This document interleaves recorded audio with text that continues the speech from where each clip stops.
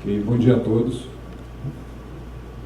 Gostaria de agradecer o convite do Ministério da Fazenda, especificamente a figura da Julieta, subsecretária de Planejamento Estratégico, e dizer que é uma honra para mim, como servidor, certamente, especificamente como auditor do TCU, poder vir ao Ministério da Fazenda trazer para cá algumas reflexões, né? Não mais do que isso, algumas ideias, algumas reflexões que eventualmente possam contribuir para as discussões que vocês vão travar nesse ciclo de planejamento que se inicia. Encontrei ali a colega Cristina e estava lembrando que o ano passado estava fazendo uma apresentação bastante semelhante no COGEF, encontrando o pessoal de Secretaria da Fazenda, inclusive ex-colegas meus, porque comecei na carreira como servidor público, trabalhando na Secretaria da Fazenda do Estado de Goiás. Tem um bocado de tempo, vou só dizer que tem mais de 10 anos, para a gente não ser tão explícito nisso, né? E durante o tempo que eu trabalhei na Secretaria da Fazenda, no caso, na época eu não era auditor, eu era gestor de planejamento e orçamento, e para mim ficou claro, desde o início, a importância do órgão fazendário, né? Ou seja, a importância do órgão fazendário para a gestão maior que acontece em cada esfera de governo, né? Isso, de certa forma, já é um lugar comum, mas não deixa de ser verdadeiro, ou seja, se a gente olha para todos os ministérios, no caso da Esplanada, se a gente olha para todos os órgãos, no caso dos estados, também vai ser verdade isso, ou seja, o lugar onde a gente tem os quadros mais qualificados, as pessoas mais talentosas, o pessoal mais selecionado e bem treinado, são os órgãos fazendários. De certa forma, essa mensagem que estava aqui nas palavras do ministro Nelson Barbosa é exatamente essa ideia, né? E, de certa forma, isso para mim traz uma responsabilidade que, se vão me permitir aqui uma provocação, ela é ainda maior do que fazer boas políticas do Ministério. Acho que o Ministério tem um papel muito maior, não só pelas políticas que lhe cabem, e acho que essa vai ser uma das principais mensagens dessa reflexão, mas também como um papel como integrante daquilo que a gente chama de centro de governo e, portanto, como um órgão capaz de induzir melhorias e um funcionamento melhor do Estado brasileiro como um todo. Mas eu acho que a gente vai ter que falar disso. Vou começar com essa tela aqui. Essa tela traz três sentenças do Fernando Abruzzo, de um texto publicado pelo Fernando Abruzzo alguns anos atrás, num caderno da ENAP, e não se refere aos dias de hoje, embora fossem aplicados em diferentes países, em diferentes contextos, a situações como a que a gente vive. Ou seja, de uma forma geral, a população, a sociedade, ela vai adquirindo direitos, isso é uma verdade ao longo dos séculos, e foi especialmente verdade ao longo do século XX, e essas conquistas sociais acabam configurando direitos dos quais as pessoas não sentem vontade de abrir. Ou seja, as pessoas resistem à ideia de abrir mão desses direitos, independente do custo em que eles eventualmente requeram que a gente incorra. Ao mesmo tempo, essa mesma sociedade resiste à ideia de pagar tributos, não é? Ou seja, a ideia de pagar mais tributos. A gente, nesse contexto aqui, a gente está falando de uma sociedade que sente que não tem uma contrapartida adequada em termos do que recebe de bens e serviços em função do que entrega em termos de recursos. E, ao mesmo tempo, é impossível financiar déficits crescentes de forma indefinida. Ou seja, uma equação que não se fecha ou não se fecha simplesmente nela mesma, né? É claro que eu poderia estar falando do Brasil de hoje, mas a foto embaixo, ela mais ou menos me entrega, né? Não sei se vocês repararam, mas é uma foto que se refere à Inglaterra dos anos 80. Nesse momento aí a gente está vendo uma revolta da população, na verdade, contra o imposto comunitário que a Margaret Thatcher tentava instituir à época. Então, apesar disso, essa mesma ideia de que existe um limite para o que você pode arrecadar em termos de carga tributária, né, que você pode ter de carga tributária, e a capacidade de reduzir as entregas para a sociedade, que não parecem diminuir, parecem aumentar a cada dia, ou seja, as demandas sociais parecem ser cada vez maiores, só é possível de ser resolvida por meio de uma rediscussão sobre o valor da eficiência no setor público. Não eficiência no sentido muito estrito, aquela que a gente lê em manuais de avaliação de políticas, ou nos guias de construção de indicadores que vêm dos ministérios do planejamento ou dos órgãos de controle, mas eficiência no sentido mais amplo, que abarca a própria ideia de efetividade, ou seja, eficiência como a capacidade do Estado de utilizar os recursos que ele tem à disposição para atender as demandas que a sociedade legitimamente elege. Ou seja, uma eficiência que abarca a ideia de efetividade. E quando a gente olha para o serviço público, certamente eu não estou falando nem de um governo, nem de uma esfera, estou falando nem de um poder, não é? Ou seja, dos nossos órgãos, é muito evidente que a gente tem espaço para ser mais eficiente no que nós fazemos. Até porque, Certamente uma das coisas que eu vou defender aqui é que quando a gente olha para órgãos especificamente, a gente está adotando uma visão necessariamente limitada e a gente perde a capacidade de enxergar as ineficiências causadas por sobreposições, por duplicações, por lacunas que surgem ou por algumas incoerências que existem entre as políticas públicas de uma forma geral. Então, o conceito geral seria esse, ou seja, a ideia de que nós precisamos construir ambientes institucionais que sejam mais seguros, que sejam mais propícios para a construção de políticas que sejam mais eficientes e efetivas. Né? Ou seja, a ideia de que o gestor, ou as lideranças, ou as pessoas sempre serão importantes, mas a gente nunca deveria depender dos super-heróis. Né? E o serviço público, alguns dizem isso, né? O serviço público é feito de heróis, e é verdade. Né? Ou seja, toda vez que eu vejo, eu fico imaginando aqui, né, entre vocês, as pessoas que estão aqui são todas, imagino, se não todas, quase todas, ocupantes de funções comissionadas. E é difícil imaginar que o que motiva cada um aqui a estar aqui seja algum recurso que você receba, não é? Ou seja, uma remuneração um pouquinho maior, não é? Então, tenho certeza que não é isso. Então, mas a gente não deveria depender de heróis, ou seja, a gente deveria depender cada vez mais de ambientes propícios para isso. E essa palestra é uma breve apresentação sobre o tema governança, e entendendo governança como um dos elementos que ajuda a construir esse tipo de ambiente mais propício para a geração de políticas públicas mais eficientes, incluindo essa ideia de efetividade. Né? Não é exatamente simples falar sobre governança, porque a palavra é polissêmica, né? Ela foi ganhando vários significados ao longo do tempo. Então, eu me lembro de um curso de pós-graduação há alguns anos, quando o professor foi falar sobre governança, ele apresentou exatamente 22 conceitos de governança. E assim, era meio assustador, porque não eram conceitos complementares ou necessariamente coerentes entre si, havia divergência quando você aplicava o conceito a diferentes contextos. Então essa polissemia acaba esvaziando a palavra. Então um cuidado que eu acho que a gente deve ter quando vai usar a palavra é dizer o que significa para a gente. Né? Então quando eu falar de governança, de certa forma, eu vou expressar a ideia de um cientista político, acho que conhecido por muitos aqui, que é o americano Guy Peters, quando ele diz que governança tem na sua origem, na origem da palavra, a mesma origem da palavra governar, que significa dar direção.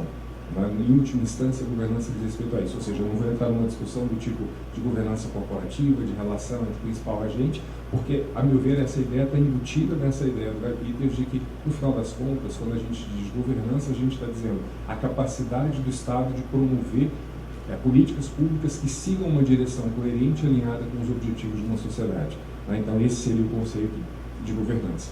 E para traduzir esse conceito, ele divide em 4 pilares, né, que seriam capazes de sustentar a boa governança dentro de um contexto.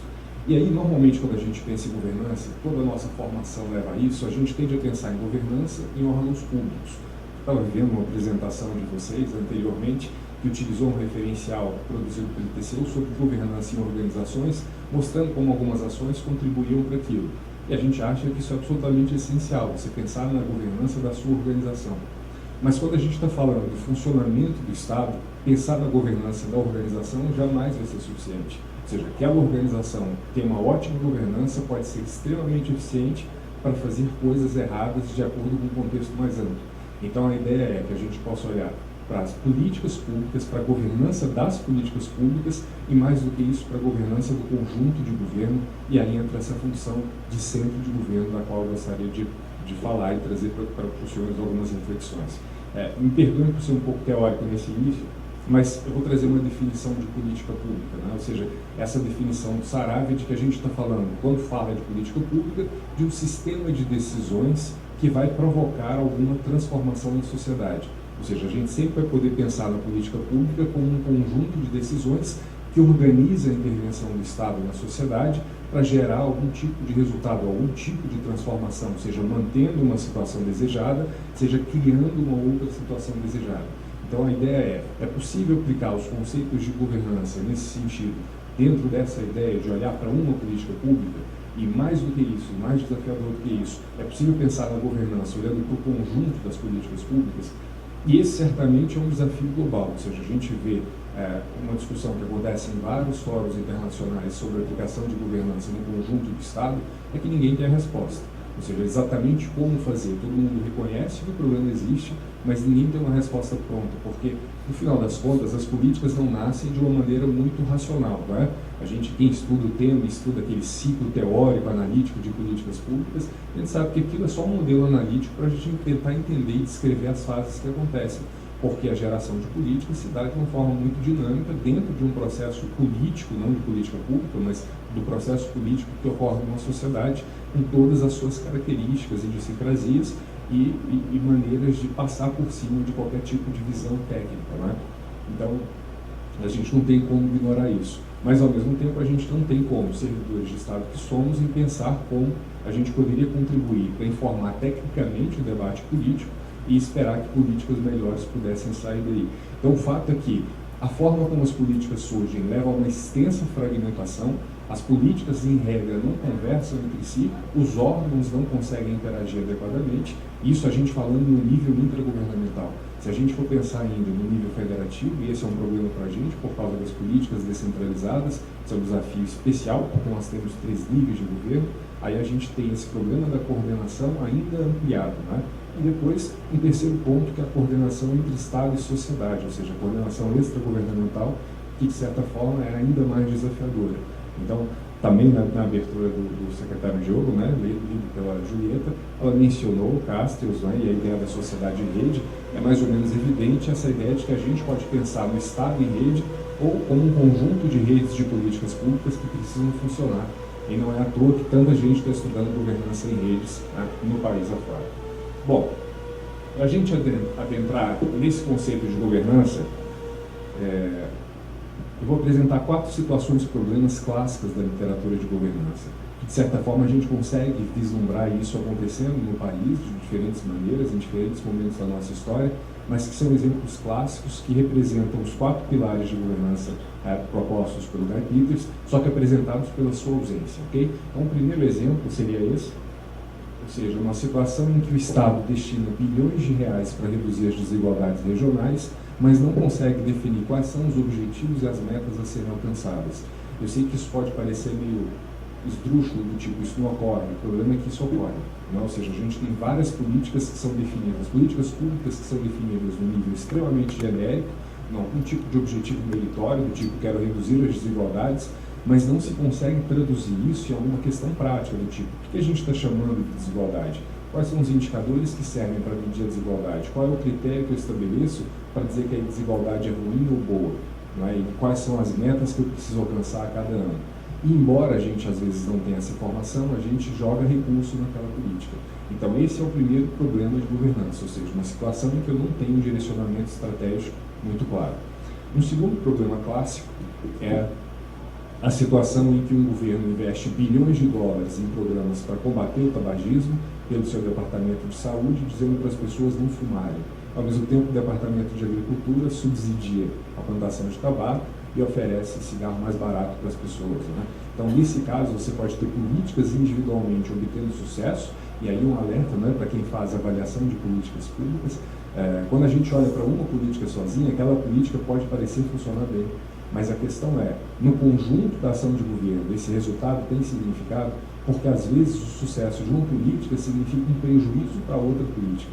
Então, esse é o segundo problema de governança, ou a segunda ausência de pilar, que é o pilar da coerência. Né? Então, se governança diz respeito a dar uma direção, eu preciso ter esse rumo, mas preciso ter coerência entre várias políticas que persigam esse rumo. Eu tive a oportunidade, no final do ano passado, de ir ao CDE, fazer uma apresentação ao convite deles num evento chamado SBO, Senior Budget Officials, né? E eu era o único do órgão de controle, o pessoal era normalmente do Poder Executivo, de órgãos que lidam com orçamento, em alguns casos, a maior parte dos casos, finanças e planejamento juntos, né, como acontece na maior parte dos países. E me chamou a atenção que todos que mostram, a discussão era a utilização de avaliações para realimentar o processo orçamentário. E foi muito impressionante para mim, porque todas as apresentações, sem nenhuma exceção, falavam de avaliações individuais. Ou seja, nenhuma tinha uma... E a gente está falando de vários países do mundo, mostrando, ou seja, o quanto é difícil avançar nessa ideia de que eu preciso criar variações olhando para o governo como um todo, abordagens integradas de governo. Né? A gente vai falar mais sobre isso. A terceira situação problema, é uma situação em que o governo cria várias políticas, define as organizações que irão executá-las, mas não consegue alocar recursos de forma eficiente e previsível. Então é uma situação em que, eventualmente, eu tenho a direção, posso ter a coerência, mas não tenho capacidade institucional para perseguir aquela direção. E aí a direção vai ficar no campo da ficção e eu não vou conseguir chegar onde eu quero chegar.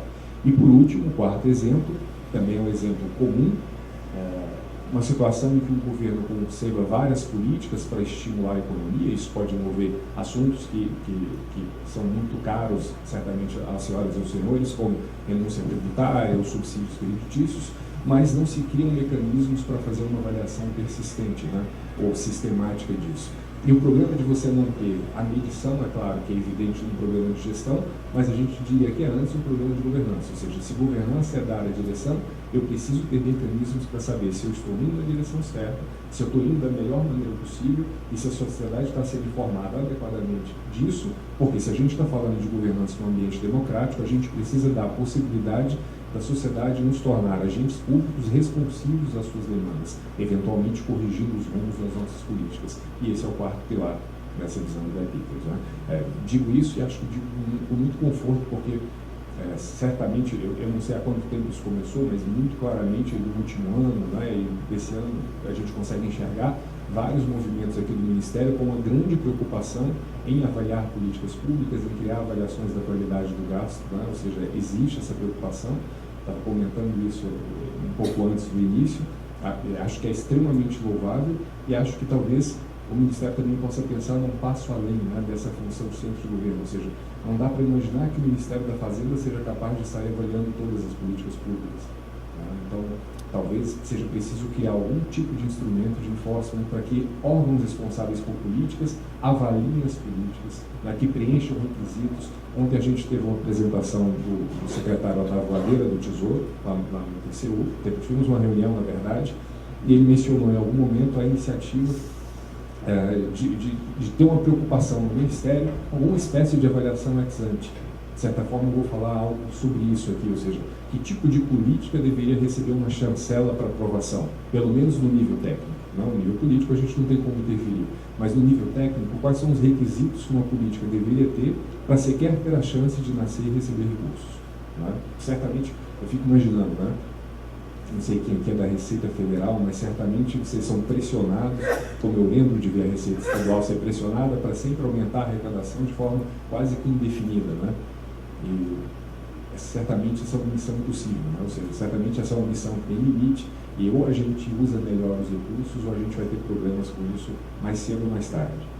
Bom, então, pensando nesse conceito de governança pública por essa visão do Guy Peters, a gente vai pensar então nesses 4 pilares de uma forma positiva. Então, a primeira coisa é você ter uma declaração explícita de objetivos a serem alcançados, né? Objetivos eleitos pela sociedade de forma legítima. O segundo pilar é haver coerência e coordenação entre as políticas, superar aquilo que o Humberto Falcão chama de teoria da fragmentação das políticas públicas e garantir uma coesão entre o que a gente faz. O terceiro ponto é a existência de arranjos adequados para a implementação das políticas, ou seja, a gente ter capacidade estatal, ou seja, servidores qualificados. No Ministério da Fazenda, certamente vocês não sentem isso, mas quando você avalia outras políticas, outros programas na esplanada, não sei se vocês já passaram por isso, mas é de ficar impressionado com os órgãos sentem falta de pessoal qualificado para tocar as políticas públicas. Isso é um pouco verdade também para os estados, né? Ainda mais e muito mais para os municípios, né? Então, esse é um problema, disponibilidade de dinheiro, de sistemas e por aí vai. E por último, o pilar do monitoramento, da avaliação, aquilo que deve gerar o aprendizado nas políticas públicas e garantir a figura da accountability de desempenho, né? Que seria essa a ideia mais geral. Bom, agora só uma distinção, eu acho que é importante a gente fazer essa distinção, porque de certa forma, uma discussão que apareceu no ano passado, que estava sendo conduzida à época pela SAI, antes da SAI ser incorporada lá no Ministério do Planejamento, e participando de uma reunião dessa, havia uma discussão sobre por que os órgãos de controle falam de governança. Não é? Se falar de governança não invadir o espaço de discricionariedade do gestor. E a gente defende que não, né? Ou seja, que governar é diferente de governança, embora as palavras tenham origem diferente. Ou seja, governar sempre vai envolver o mérito das escolhas políticas, e só quem pode fazer isso são as pessoas que são eleitas para tal e aqueles que recebem a atribuição deles via nomeação para ocuparem os cargos de gestão. Ou seja, isso para a gente é indiscutível. Agora, imagine isso, né? Um governo que tem a capacidade de fazer as escolhas, que tem autoridade política para dar um rumo para uma sociedade e tomar as decisões legítimas em nome dessa sociedade, ainda está no campo teórico, ainda está no máximo no campo da normatização. Ele precisa ter uma capacidade administrativa, técnica, gerencial, de administrar os recursos humanos, materiais e financeiros que ele tem para promover o desenvolvimento e a realização das suas políticas públicas. Ou seja, esse governo precisa ter um conjunto de atributos, um conjunto de processos para tirar essas decisões do papel e transformar isso em bens e serviços para a sociedade. E é isso que a gente está chamando de governança. Ou seja, os aspectos instrumentais de uma política pública. O que quer dizer isso? Não é? Olha, você escolhe o rumo que você quiser, você tem discricionalidade para dizer qual é a sua política. Mas uma vez que você escolha, você precisa declarar quais são os objetivos, você precisa declarar quais são as metas, você precisa estabelecer indicadores de resultado, precisa estabelecer indicadores de tendência, precisa ter gestão dos seus processos, precisa ter previsibilidade na alocação de recursos, precisa agir com eficiência, precisa ter gestão de riscos, precisa ter controles internos. Esses aspectos instrumentais são aspectos avaliáveis, inclusive por quem não é gestor. Né? Então, para a gente essa é a diferença, e de certa forma a gente enxerga aí o encaixe entre a ideia de governança e a ideia de governar. E esses aspectos da governança, a nosso ver, eles se aplicam em dois âmbitos acima das organizações. Eles podem se aplicar a políticas públicas específicas, e essas políticas podem ser setoriais, intersetoriais ou de natureza transversal, mas podem se aplicar também ao conceito de centro de governo. O conceito de centro de governo, de uma forma restrita, normalmente ele se aplica àquele conjunto de órgãos que dão suporte mais direto ao chefe do Poder Executivo. No caso brasileiro, dada a fragmentação, necessariamente a gente tem que falar da Casa Civil, da Fazenda e do Planejamento. Né? Ou seja, esses três órgãos em conjunto representam aquilo que, de forma expandida, a gente poderia chamar de centro de governo e que tem uma função que é diferenciada em relação aos demais. Mesmo que do ponto de vista hierárquico não haja necessariamente uma posição diferente, né, em termos de posicionamento de comando e subordinação, ainda assim existe uma função diferenciada que compete aos órgãos de governo, aos órgãos do centro de governo. Né? Esse conceito de centro de governo para a gente emergiu no âmbito desse estudo que a gente está fazendo com o CDE há 2 anos, e o propósito desse estudo é identificar de que forma organizações de controle podem contribuir para fortalecer a governança pública com ênfase no fortalecimento do centro de governo. Então, esse projeto é coordenado pelo Brasil junto com o CDE, especificamente pelo TCU com o CDE, e ele conta com a participação de entidades de fiscalização de outros 11 países e da União Europeia. E, de certa forma, o Ministério da Fazenda, o Ministério do Planejamento e a Casa Civil têm sido convidados a participar de todas as fases. A gente está na última fase agora desse trabalho, que é a discussão de como, no nosso caso, no caso brasileiro, o TCU poderia melhorar e, eventualmente, alterar a sua atuação para que, de fato, a sua atuação servisse para contribuir para o fortalecimento do centro de governo e, por tabela, com o fortalecimento da governança pública. Ou seja, essa é a discussão que a gente está. De certa forma, a gente está contratando alguém para criticar a gente, já que é mais difícil encontrar isso, né, no órgão de controle, então alguém que possa criticar a nossa atuação. A equipe do CDE vai estar aqui daqui 2 meses, acho que comuniquei isso para a Julieta, e a ideia é que eles possam conversar com alguns gestores do Ministério da Fazenda, assim como do Planejamento da Casa Civil, para ouvir a visão de vocês de como o órgão de controle deveria atuar para ajudar ao fortalecimento desse centro de governo. Pois bem, esse conceito de centro de governo, então, abarca a ideia de que cabe a esses 3 órgãos que compõem o centro de governo lidar com todos os tipos de intervenção, sejam aquelas políticas que envolvem a alocação de recursos, e aí pode ser recursos orçamentários, mas pode ser também outra forma de alocação, tipo financiamentos, renúncia tributária, subsídios creditícios, também atuar com as políticas regulatórias, sejam elas sociais, administrativas, econômicas, e além de trabalhar para garantir a coordenação, a concertação de todas essas políticas, atuar como orientador, como indutor, de certa forma como um regulador dessas várias políticas públicas, em alguma medida como alguém que monitora, que cobra resultados, estabelecendo algum sistema de gestão de riscos estratégico antes que políticas públicas sejam definidas, recursos sejam destinados e os recursos sejam perdidos sem resultados. Né? Então, mais ou menos essa é a ideia, ou seja, o país precisa ter algum tipo de estratégia de desenvolvimento sustentável. Eu coloquei ali entre parênteses os objetivos do desenvolvimento sustentável, já que o Brasil assinou isso junto com a ONU, né? Então tem lá os 17 objetivos, que poderiam ser uma referência de longo prazo. Isso precisa ser representado em indicadores-chave do desenvolvimento nacional, mas precisa se refletir em várias políticas públicas e sistemas estruturantes. E isso é tão diversificado, isso é tão complexo, que só quem pode dar algum tipo de visão global é o centro de governo, ou seja, são os órgãos do centro de governo atuando dessa forma. Eu vou passar aqui para o microfone, que vai me ajudar aqui.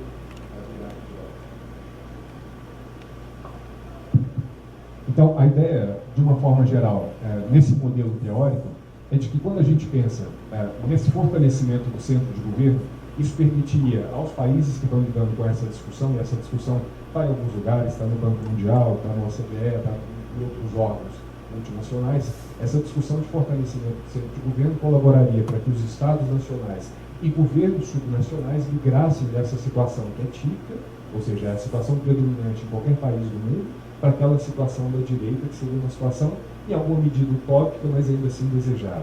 Ou seja, para que a gente pudesse ter um planejamento menos desarticulado com ações dispersas e migrássemos para um planejamento mais integrado com ações coordenadas. E quando fala de planejamento integrado, eu leio o nome do ciclo, do que vocês estão fazendo, eu sei bem a dificuldade que é isso. Eu vejo o nosso planejamento como órgão, imagino que vocês têm um órgão extremamente complexo, e a capacidade de fazer a integração de planejamento dentro de um órgão já é extremamente difícil.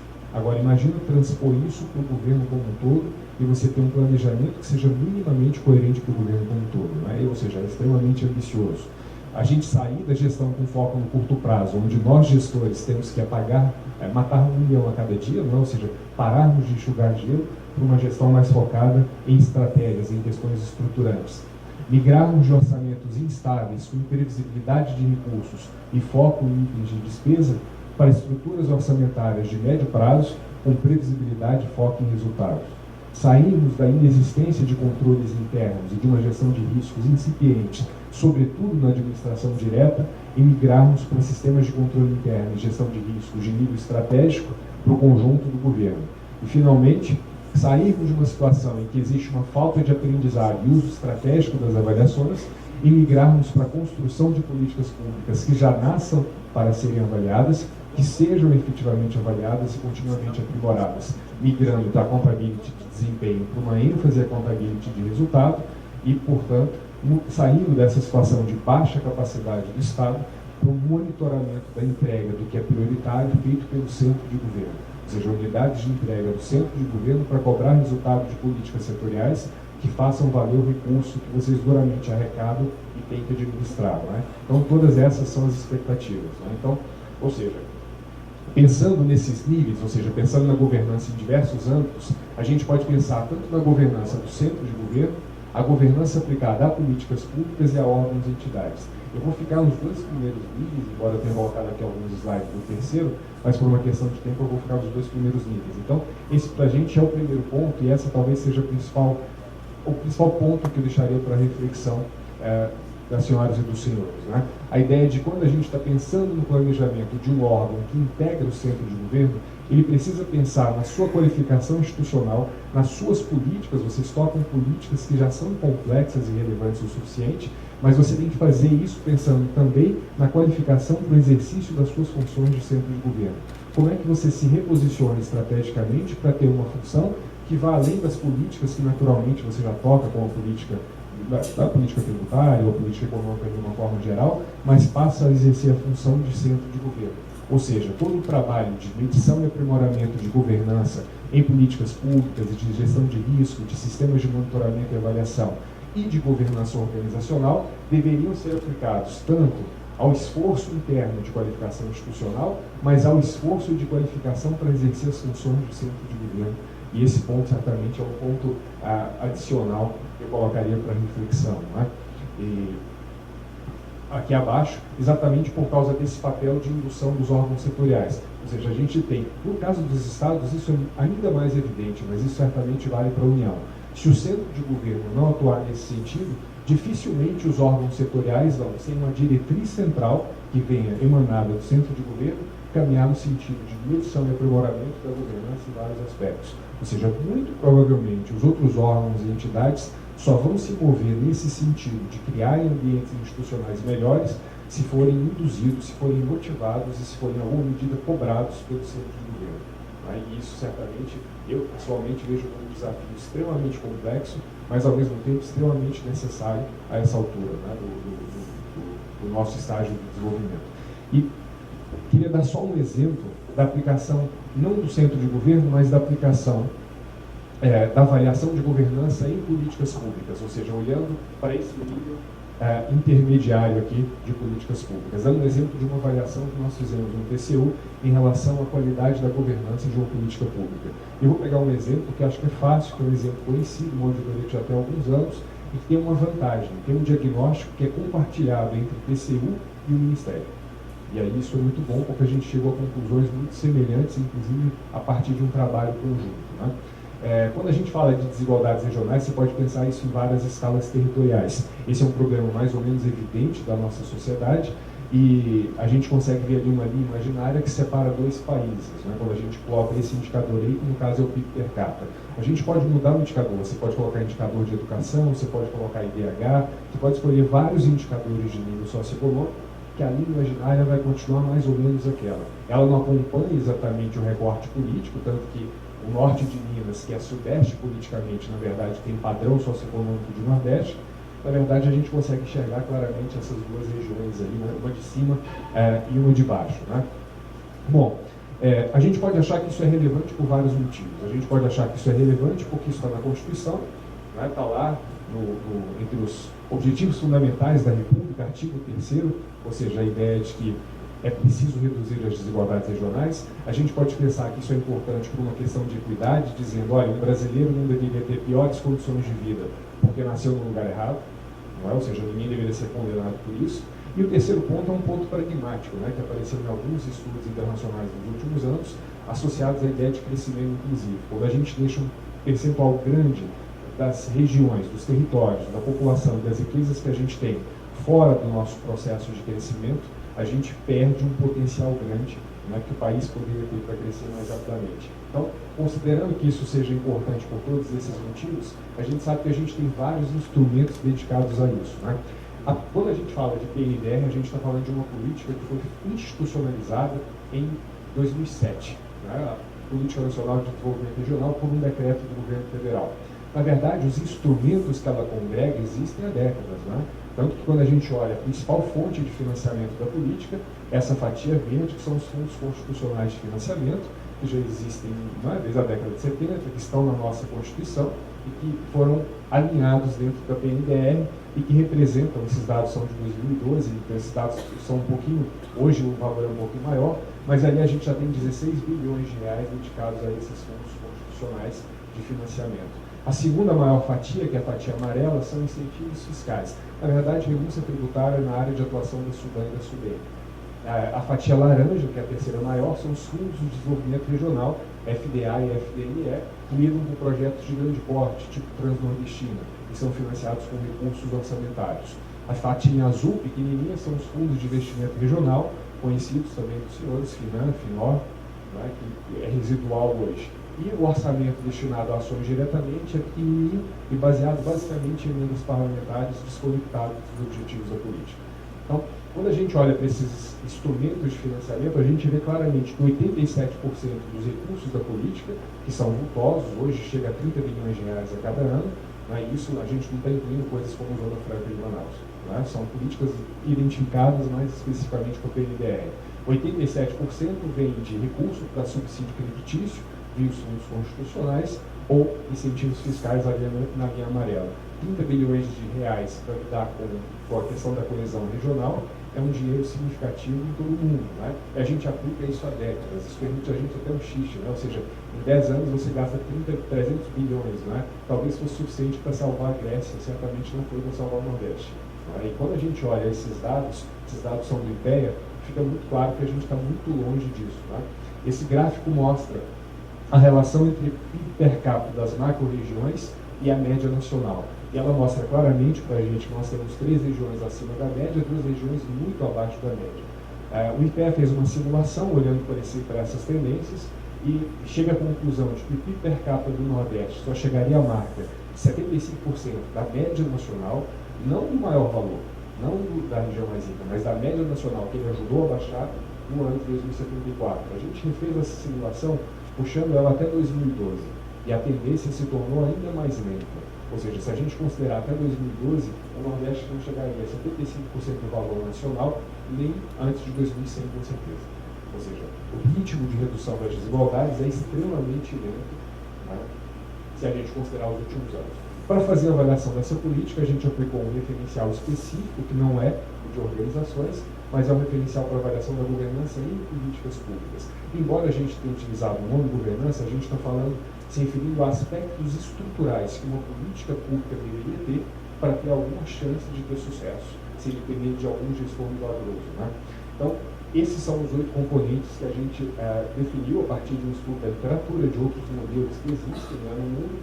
8 componentes que toda política deveria ter para ter alguma chance de ter sucesso. Então, a política pública, eu vou passar muito rapidamente por eles, a política pública tem mais chance de ter sucesso se ela for adequadamente formalizada, ou seja, institucionalizada. Não significa ser burocratizada, mas significa você definir papéis, definir competências, definir atribuições, instâncias de coordenação e por aí vai. Ela precisa ter planos de objetivos, ou seja, metas declaradas, uma lógica de intervenção adequada, precisa ter uma forma, um conjunto de planos que estabeleçam a forma de alocação de recursos. Se a gente está falando de governança democrática, precisa ter algum mecanismo de participação social, especialmente dos grupos mais diretamente interessados nessa política. Precisa haver capacidade organizacional e recursos, precisa ter dinheiro, precisa ter gente, precisa ter instituições capazes. Preciso ter, como a gente já viu, coerência e coordenação entre as várias ações. Ninguém promove desenvolvimento regional só jogando dinheiro para atrair empreendimento. Preciso ter gestão de riscos e controles internos para mitigar aqueles eventos ou os riscos associados àqueles eventos que possam impactar os objetivos da política. E preciso ter bons mecanismos de accountability para que a sociedade possa corrigir tempestivamente os rumos dessa política. Quando a gente aplica esse modelo ao caso da PNDR, a gente vai verificar que em todos os fatores da estrutura de governança da PNDR, ela apresenta problemas dramáticos. Aí eu vou sintetizar os problemas aqui, porque senão a gente ia fazer uma apresentação só sobre isso, não é o caso. É só um exemplo, né? Mas os objetivos não são declarados, ou seja, são absolutamente imprevisíveis, imprecisos, incapazes de orientar a gestão. A formulação não contempla as causas da disparidade, ou seja, todas as ações são feitas como paliativos e não são capazes de atacar aqueles pontos que os próprios gestores qualificam como causas da desigualdade regional. Os recursos, embora vultosos, não são alinhados aos objetivos, porque são baseados numa legislação da década de 70, que ficou presa e fora dos diagnósticos mais atuais. Existe uma absoluta incapacidade institucional, basta pensar em Sudão e Sudene, né, para pensar na incapacidade de implementação. As instâncias de coordenação dentro do governo não funcionam. Existe uma Câmara de Políticas Regionais que congrega 23 ministérios, reconhecendo que a política é setorial. Quantas vezes vocês imaginam que essa Câmara se reuniu entre 2007 e 2012? Nenhuma vez. Ou seja, você tem a Câmara, mas a Câmara não funciona. Você tem coordenação? Nenhuma. As instâncias de coordenação intergovernamental não são efetivas. Nós fizemos uma pesquisa junto aos estados e mais de 90% dos estados nunca ouviram falar dessa política. Nem sabem que ela existe. Transparência insuficiente, escopo e alcance, isso não é defeito das pessoas querendo esconder alguma coisa, pelo contrário, né? Os gestores lá do Ministério da Integração fazem um esforço brutal, mas não tem condição, não tem recurso, não tem apoio político para fazer a política alcançar a transparência necessária, uma sistemática de monitoramento e avaliação extremamente frágil e falhas nos controles dos agentes operadores. Diante desse quadro, seria um milagre que a política conseguisse reduzir as desigualdades. Ou seja, e eu não estou nem dizendo, é claro, não é possível dizer isso, que a política não sirva para nada, nem que ela não tenha algum benefício. Mas é evidente pelos resultados que ela alcança que ela não é capaz de fazer o que ela precisa fazer, e as falhas que ela apresenta, que são falhas estruturais, que estão antes dos gestores, e é por isso que a gente chama ela de falhas de governança, ou seja, são os aspectos estruturais que representam os 4 desdobramentos da governança propostos pelo Guy Peters, que evidenciam essa situação. Ainda? Estou correndo aqui. Ok. E, por exemplo, uma coisa que é interessante, né? Quando você olha a literatura internacional sobre promoção da coesão regional, quase todos os textos sobre isso, eles focam na necessidade de que 3 pontos sejam considerados. Normalmente, educação, inovação e disponibilidade de infraestrutura. Quando a gente olha para essa política, para a PNDR, ela não tem praticamente nada relativo a esses 3 pilares. Ou seja, a política é desenhada ignorando outras políticas. Então, por exemplo, ela ignora algumas causas que estão lá latentes. Por exemplo, a desigualdade no caso da educação. Então, por exemplo, no caso do ensino fundamental, olhando para o IDEB, a gente vê claramente aquele padrão de 2 países, ou seja, Norte e Nordeste, em regra, com um nível de qualidade do ensino fundamental bastante abaixo do restante do país. Não é? Quando a gente olha também para a educação superior, a gente vai ver que o Sudeste concentra 48% das instituições de ensino superior do país, e quando a gente olha por outro indicador um pouco mais preciso, porque ele é relativo à disponibilidade de vagas, a gente vê que São Paulo tem 46 vagas por 1.000 habitantes, mais de 4 vezes mais do que estados como Alagoas, Ceará, Pará e Maranhão. Isso do ponto de vista quantitativo, porque quando a gente olha do ponto de vista qualitativo, as melhores instituições de ensino superior, em regra, também estão no Sudeste, né? Ou seja, pelo menos como uma maneira geral. Ou seja, a gente não consegue atacar esses elementos que são causas, e atacar qualquer elemento desses sozinhos também não resolve. Imagine que você melhore muito a educação, ensino básico e ensino médio no Nordeste. O que vai acontecer? O que vai acontecer muito provavelmente é que você vai exportar talentos. Né? É o que vai acontecer em vários casos. Né? A gente sempre conta essa história de que mais de metade do ITA vem do Ceará, não é? Então, assim, você pode ter escola boa, você vai formar boas pessoas, essas pessoas muito qualificadas vão terminar no Sudeste. Eu fiz engenharia elétrica em São Paulo, e eu estou em Brasília, né, como servidor público. E todos os meus colegas estão em São Paulo, embora quase nenhum fosse de São Paulo. Ou seja, quase todos eram de fora, mas onde ficaram os que estão no Brasil e que estão em São Paulo. Ou seja, no final das contas, se você pensar em cada política isoladamente, ela pode parecer alcançar sucesso. Mas quando você olha o objetivo geral, esse objetivo geral é deixado para trás. E aí a gente joga dinheiro, a gente joga 30 bilhões de reais por ano na política e a gente não muda a realidade que a gente queria mudar. No sentido geral, a gente não é efetivo e nesse sentido a gente também não é eficiente. Né? Então, o moral dessa história é que as fragilidades de governança, elas terminam por gerar um quadro de ineficiência e de inefetividade em que, apesar de aplicar sistematicamente os recursos, a gente não consegue melhorar as políticas. A gente tem uma discussão de vários anos aqui com o Ministério da Fazenda, tenho vários de vocês aqui, eu já tive contato especificamente da área em que eu trabalhava no TCU antes de assumir a secretaria, era acompanhando a questão da renúncia tributária, dos incentivos, subsídios financeiros e creditícios, sobretudo. Né? E sempre houve essa discussão, né, da forma como a renúncia tributária era aprovada, às vezes pelo Congresso, às vezes sem muita chance da manifestação técnica. Né? E o Congresso, embora seja uma iniciativa das consultorias, o que eles fizeram? Em 2013, eles pegaram esse referencial e as consultorias fizeram uma versão desse referencial para o uso dessas consultorias. Ou seja, a ideia é, a partir de uma resolução que foi assinada pelo Senado em 2012, exigindo que as comissões temáticas do Congresso, do Senado especificamente, passassem a fazer avaliações anuais de algumas políticas públicas, o Congresso, a Comissão de Orçamento, junto com o pessoal da consultoria legislativa, pegaram e fizeram uma versão um pouco resumida desse nosso manual e passaram a aplicar na avaliação e meta-avaliação de algumas políticas públicas. Eles ainda não conseguem fazer, né, os técnicos lá da consultoria, dá o passo seguinte, que é, de alguma forma, a gente consegue fazer com que proposições que cheguem passem por algum tipo de crivo técnico antes de ir para a discussão política. Porque, claro, no final das contas, a decisão tem que ser política de fato, mas poderia passar, ou seja, eu fico imaginando, né, o indivíduo que quer aprovar uma determinada renúncia, ele se importa da gente colocar indicador nessa renúncia? Ele se importa dessa renúncia ter um sistema de monitoramento e avaliação? Em alguns casos, sim, mas a gente, como servidores de Estado, tem que defender que essas coisas existam. Né? Ou seja, a gente precisa pedir que essas coisas existam, caso contrário, a gente vai continuar sem saber o que funciona, sem não saber aquilo que não funciona, e vamos ter boas ideias, ideias meritórias, não indo à frente, porque não tem os requisitos necessários para ir à frente. Então, quando você diz que os requisitos precisam existir, não é para impedir que a decisão política seja tomada, é até para garantir que aquela decisão política, ela consiga ter melhores resultados e ela sirva para gerar aquilo para que ela foi traçada. Né?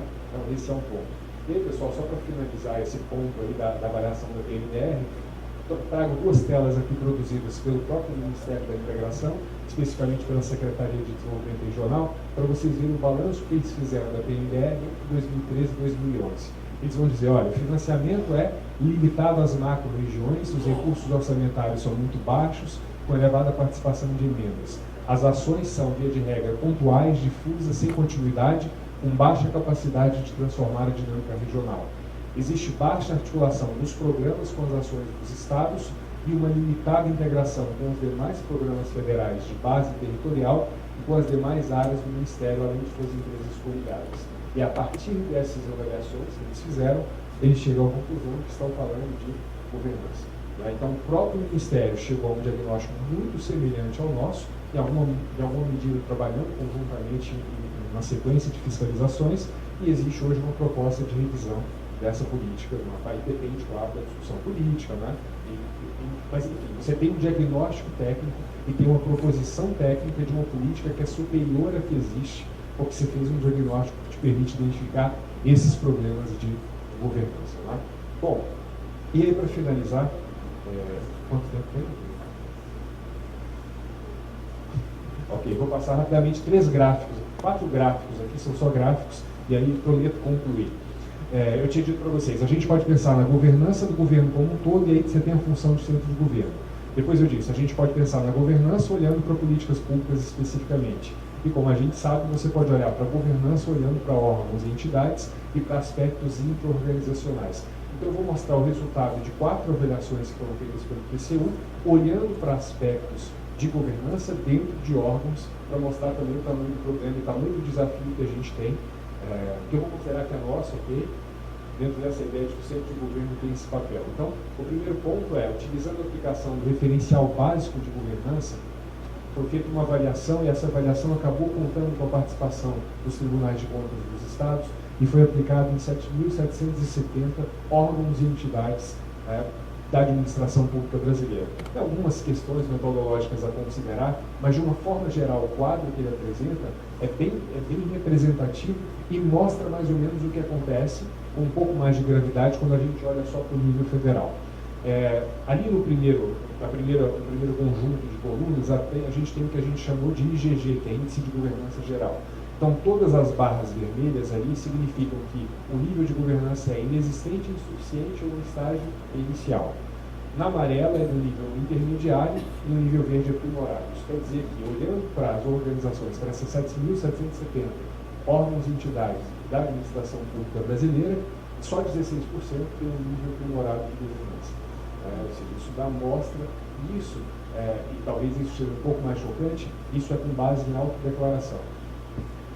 Okay? Ou seja, a gente tem depois os procedimentos de auditoria, é bem parecido, não é? Mas é claro que normalmente quando a pessoa responde, ela tende a se mostrar um pouco melhor do que ela é na maior parte dos casos. Então, na melhor das hipóteses, a gente tem 16% desses órgãos e entidades que possam ser considerados no nível aprimorado. E aqui um desdobramento dos 3 mecanismos de liderança de governança desse modelo, que são liderança, estratégia e controle, e dá para ver claramente que todos estão mais ou menos no mesmo patamar, ou seja, a gente tem um longo desafio de qualificação dessas entidades.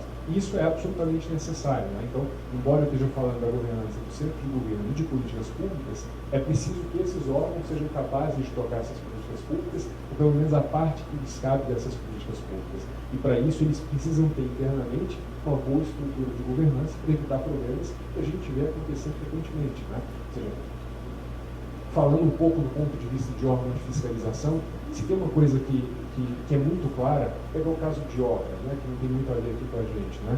Todo ano a gente vê notícias sobre obras que tiveram problemas, que tiveram subfaturamento, casos de desvios e coisas do gênero, uma discussão interminável. Né?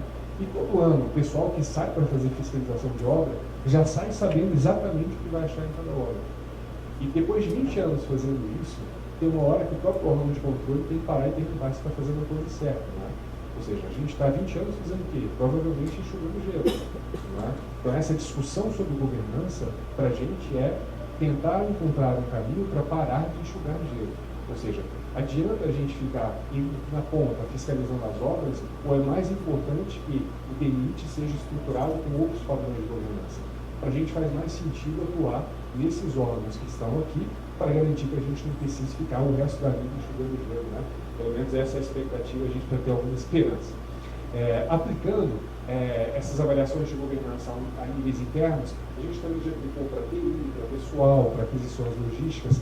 Esse gráfico é uma avaliação sobre governança de pessoal especificamente, feito só no governo federal, e o resultado também é muito ruim, né? Ou seja, 7,6% simplesmente estão no estágio aprimorado, né? Ou seja, a maior parte das organizações públicas da administração federal, em termos de governança do seu quadro de pessoal, estão exatamente no nível inicial. E aí, olhando para isso, a gente vê claramente que a gente tem uma séria dificuldade ali de se posicionar na gestão de pessoas. Outros dois índices que a gente aplicou para fazer uma avaliação dessas condições internas foram esse que a gente chama de ISA-GOV, que é o Índice de Maturidade dos Sistemas de Monitoramento e Avaliação de Programas Governamentais, onde nós pegamos os órgãos federais da administração direta e medimos a maturidade dos sistemas de monitoramento e avaliação.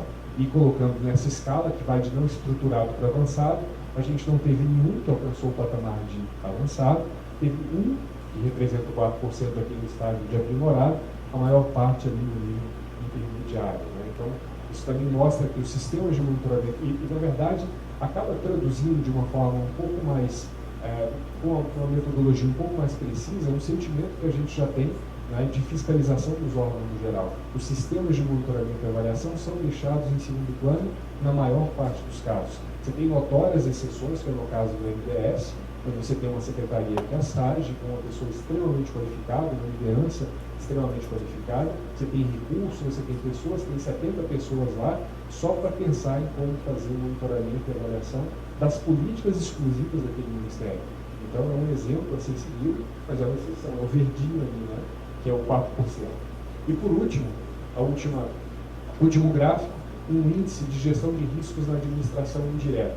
Esse é um caso, vou cometer uma inconfidência, vou contar isso para vocês. Quando o PCU quis fazer esse trabalho para avaliar a maturidade da gestão de riscos na administração pública federal, e a gente foi conversar com o Ministério do Planejamento, o Ministério do Planejamento disse: nem faça. O pessoal nem sabe do que vocês vão estar falando. E aí recomendaram que a gente fizesse só na administração indireta, com exceção de alguns ministérios, certamente eles são o Ministério, já vi o programa de vocês, essa é uma preocupação, mas a maior parte dos ministérios não sabe nem qual é o conceito, então não daria nem para fazer a avaliação. Então a gente acabou fazendo só na administração indireta, onde você tem isso mais desenvolvido, e o setor que teve melhores resultados são os setores dos bancos, mas ainda assim, ainda na administração indireta, dá para ver que o resultado não é exatamente muito bom. Né? E, de certa forma, todo esse quadro que a gente desenha é um quadro que mostra, na verdade, ele ao mesmo tempo ele pode soar um pouco crítico demais, mas assim, o propósito dele é identificar algumas questões que são estruturais. Ou seja, pensando em quem lida com gestão pública há muito tempo, e vários de vocês lidam com gestão pública há muito tempo, a gente sabe que a gente tem vários desafios. E tem alguns desafios que são inerentes à natureza pública das nossas organizações. Eu imagino que vocês tenham aqui os mesmos problemas ou problemas semelhantes que a gente tem, por exemplo, no TCU para lidar com as pessoas. Não é? Ou seja, no setor público, o sistema de incentivos e responsabilização é, como regra, péssimo. Não é? E ele é péssimo não porque os gestores de pessoas queiram ou as organizações queiram, mas pela lógica de funcionamento das nossas organizações, é assim que é. Não é? Então, não é exatamente simples lidar com a melhoria da gestão. E aí o que a gente está dizendo nessa insistente jornada em defesa da governança pública é que a gente precisa, antes de se preocupar com a gestão, é se preocupar com os aspectos estruturais que vão condicionar a gestão. E esses aspectos estruturais são o que a gente está chamando de governança pública. Ou seja, melhores condições de governança pública certamente não garantirão bons resultados, mas certamente aumentarão a probabilidade de que os resultados sejam alcançados. Então a gente diz, olha, tudo bem, é importante, por exemplo, é importante que o Ministério se preocupe em fazer avaliação de desempenho, de resultado de políticas públicas? Tenho certeza que sim. Mais importante ainda, a meu ver, é que o Ministério seja capaz de induzir que os demais órgãos façam isso, que os demais órgãos estruturem sistemas de monitoramento e avaliação, que sejam submetidos à cobrança de resultados pelo centro de governo, e não imaginando, eu fico pensando, né, a gente tem um acordo, Rafael vai lembrar desse acordo, que é o 1718, não é? Que é um acordo do PCU de 2005, que diz que a SPE tem que fazer avaliação dos programas que envolvam subsídios financeiros e creditícios. E eu morro de dó da SPE, porque assim, você tem mais de 40 programas. Então, se eles conseguirem avaliar um programa por ano, que é o possível com muito esforço, vai demorar 40 anos para a gente ter uma avaliação de cada programa. Ou seja, do ponto de vista de aprendizado e de melhoria, esse tipo de solução evidentemente não resolve. Ou seja, não dá para imaginar que um órgão, por mais capacitado que seja, por mais aquinhoado que seja de recursos humanos, eventualmente institucionais no sentido geral, será capaz de fazer isso. Ou seja, a nosso ver, cada ministério, junto com a Casa Civil, junto com o planejamento, atuar para induzir, para orientar e para dizer algumas coisas que precisam ser feitas pelos órgãos setoriais, se a gente quiser que resultados mais amplos aconteçam de uma forma efetiva. Tá? Então, para completar esse raciocínio, lembrar essa ideia de que não é possível a gente avaliar só o resultado. Tem políticas que não deveriam nem nascer. Tá? Ou seja, tem políticas que não precisam nem conversar. Tá? E vou fazer uma crítica baseada numa forma que existe do PCU, é o caso do Pio Ferrovias. Ou seja, não é possível você pensar que vai alocar 100 milhões de reais num programa que é baseado em PowerPoint. Então, ou seja, não dá para fazer isso. Então, você precisa ter estruturas de planejamento mínimas, um mínimo de coordenação, um mínimo de previsão de integração de modais, senão o que vai acontecer, e a gente escuta isso dos colegas, de técnicos, né, de outros ministérios, a gente vai jogar dinheiro lá e as coisas não vão sair, ou se saírem não vão gerar os resultados.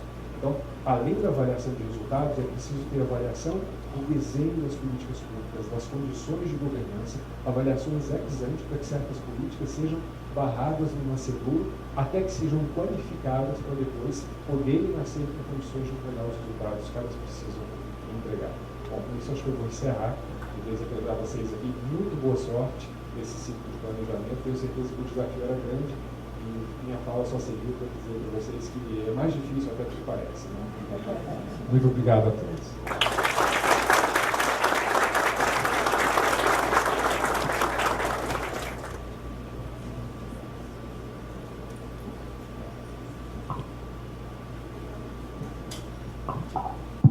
Obrigada, Leonardo. Bom, tem coisa para fazer, né? A apresentação do Leonardo chegou a me tirar o fôlego, viu, Leonardo? Porque quando a gente olha o caminho crítico aí que a gente tem seguido do PEMINF nos últimos 5 anos e alguns meses, né? A gente vê que tem muito trabalho pela frente e mesmo estando satisfeitos com todos os resultados que nós alcançamos internamente até agora, a gente sabe que isso ainda não é suficiente do ponto de vista do que vem a ser a governança. Então, eu vou pedir licença a você depois para distribuir sua palestra, né, a sua apresentação, para a gente ter como material, inclusive de consulta. Ela foi gravada, depois a gente vai te pedir também permissão formal para colocar no site, porque eu acho que esse tipo de mensagem tem que ser divulgado, né? Tem que alcançar o máximo de gestores possível. E o PEMINF tem um site onde ele se propõe a isso. Tudo que é discutido no âmbito do PEMINF, se não for preparatório, né, a gente divulga imediatamente. Você pode parabéns.